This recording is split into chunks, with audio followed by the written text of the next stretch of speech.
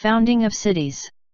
Over the course of his conquests, Alexander founded some 20 cities that bore his name, most of them east of the Tigris.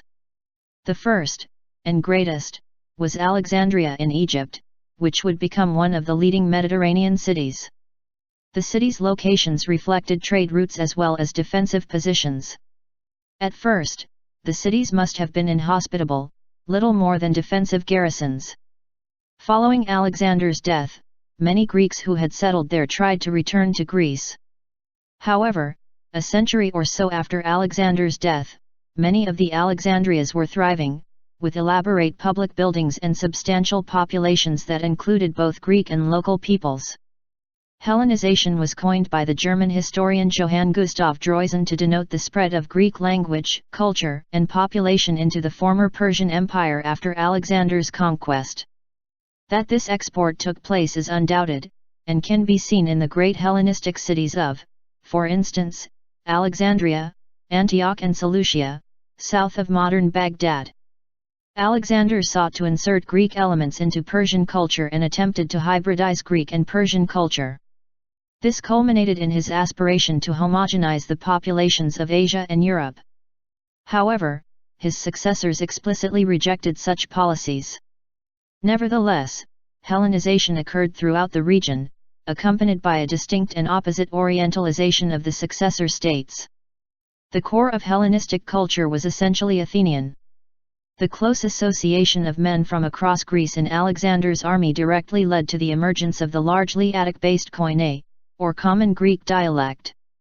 Koine spread throughout the Hellenistic world, becoming the lingua franca of Hellenistic lands and eventually the ancestor of modern Greek. Furthermore, town planning, education, local government, and art current in the Hellenistic period were all based on classical Greek ideals, evolving into distinct new forms commonly grouped as Hellenistic. Aspects of Hellenistic culture were still evident in the traditions of the Byzantine Empire in the mid-15th century. Some of the most unusual effects of Hellenization can be seen in Afghanistan and India, in the region of the relatively late arising Greco-Bactrian kingdom, 250 BC 125 BC, in modern Afghanistan, Pakistan, and Tajikistan and the Greco-Indian kingdom, 180 BC, 10 CE, in modern Afghanistan and India.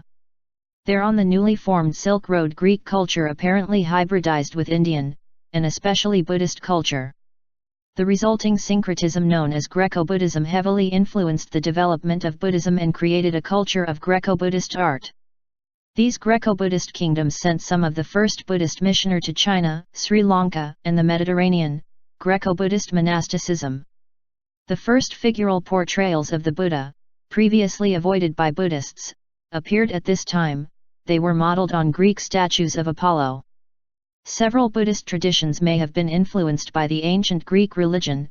The concept of bodhisattvas is reminiscent of Greek divine heroes, and some Mahayana ceremonial practices, burning incense, gifts of flowers, and food placed on altars, are similar to those practiced by the ancient Greeks. One Greek king, Menander I, probably became Buddhist, and was immortalized in Buddhist literature as Milinda. The process of Hellenization extended to the sciences, where ideas from Greek astronomy filtered eastward and had profoundly influenced Indian astronomy by the early centuries AD. For example, Greek astronomical instruments dating to the 3rd century BC were found in the Greco-Bactrian city of Aik-Hanum in modern-day Afghanistan, while the Greek concept of a spherical Earth surrounded by the spheres of planets was adopted in India and eventually supplanted the long-standing Indian cosmological belief of a flat and circular Earth. The Yavanajataka and Palasa Siddhanta texts in particular show Greek influence. Influence on Rome. Alexander and his exploits were admired by many Romans, especially generals, who wanted to associate themselves with his achievements. Polybius began his histories by reminding Romans of Alexander's achievements, and thereafter Roman leaders saw him as a role model. Pompey the Great adopted the epithet Magnus and even Alexander's Anastole-type haircut, and searched the conquered lands of the East for Alexander's 260-year-old cloak, which he then wore as a sign of greatness. Julius Caesar dedicated a Lysippine equestrian bronze statue but replaced Alexander's head with his own, while Octavian visited Alexander's tomb in Alexandria and temporarily changed his seal from a sphinx to Alexander's profile. The Emperor Trajan also admired Alexander, as did Nero and Caracalla. The Macriani, a Roman family that in the person of Macrinus briefly ascended to the imperial throne, kept images of Alexander on their persons, either on jewelry, or embroidered into their clothes.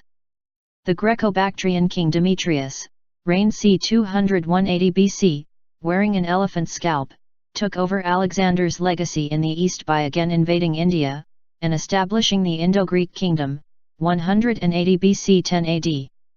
On the other hand, some Roman writers, particularly Republican figures, used Alexander as a cautionary tale of how autocratic tendencies can be kept in check by Republican values.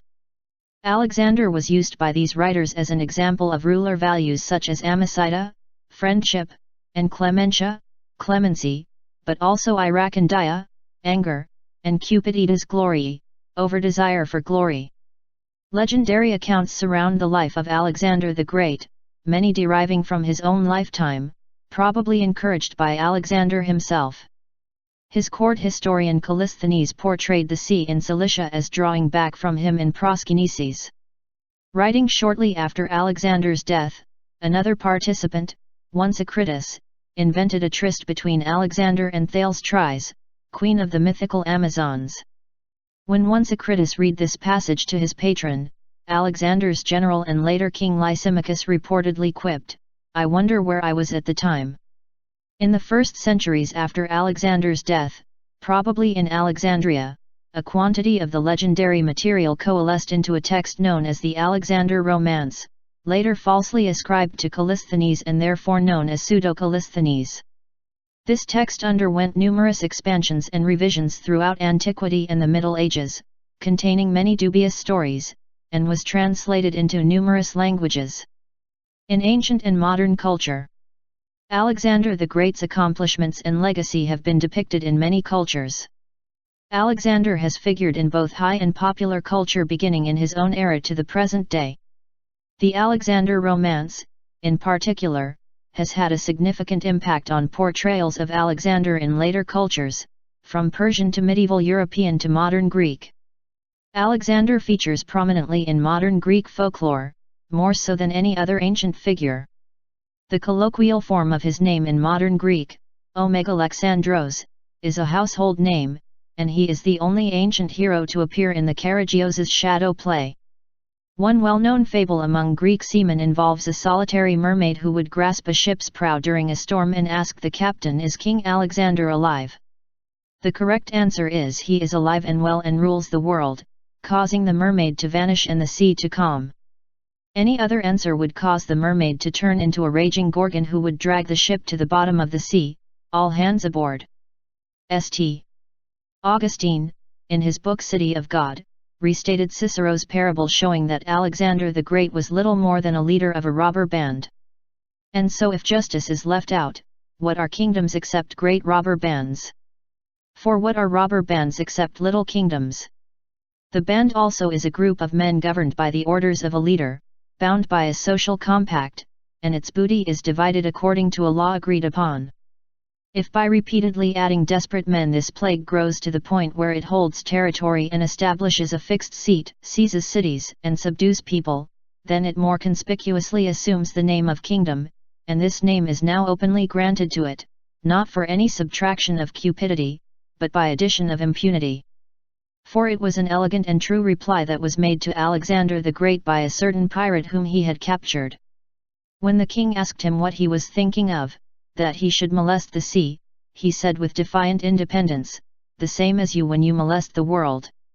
Since I do this with a little ship I am called a pirate. You do it with a great fleet and are called emperor." In pre-Islamic Middle Persian, Zoroastrian, literature, Alexander is referred to by the epithet Gujastak, meaning accursed, and is accused of destroying temples and burning the sacred texts of Zoroastrianism. In Islamic Iran, under the influence of the Alexander Romance, in Persian, Iskandarnama, a more positive portrayal of Alexander emerges. Ferdowsi's Shahnameh, the Book of Kings, includes Alexander in a line of legitimate Iranian shahs, a mythical figure who explored the far reaches of the world in search of the fountain of youth. Later Persian writers associate him with philosophy, portraying him at a symposium with figures such as Socrates, Plato, and Aristotle, in search of immortality. The Syriac version of the Alexander romance portrays him as an ideal Christian world conqueror who prayed to the one true God. In Egypt, Alexander was portrayed as the son of Nectanebo II, the last pharaoh before the Persian conquest. His defeat of Darius was depicted as Egypt's salvation, proving Egypt was still ruled by an Egyptian. The figure of Dhul-Qarnayn, literally the two-horned one, mentioned in the Quran is believed by some scholars to represent Alexander, due to parallels with the Alexander romance. In this tradition, he was a heroic figure who built a wall to defend against the nations of Gog and Magog. He then traveled the KNWN world in search for the water of life and immortality, eventually becoming a prophet. In Hindi and Urdu, the name Sikandar, derived from Persian, denotes a rising young talent. In medieval Europe he was made a member of the Nine Worthies, a group of heroes who encapsulated all the ideal qualities of chivalry. Apart from a few inscriptions and fragments, texts written by people who actually knew Alexander or who gathered information from men who served with Alexander were all lost.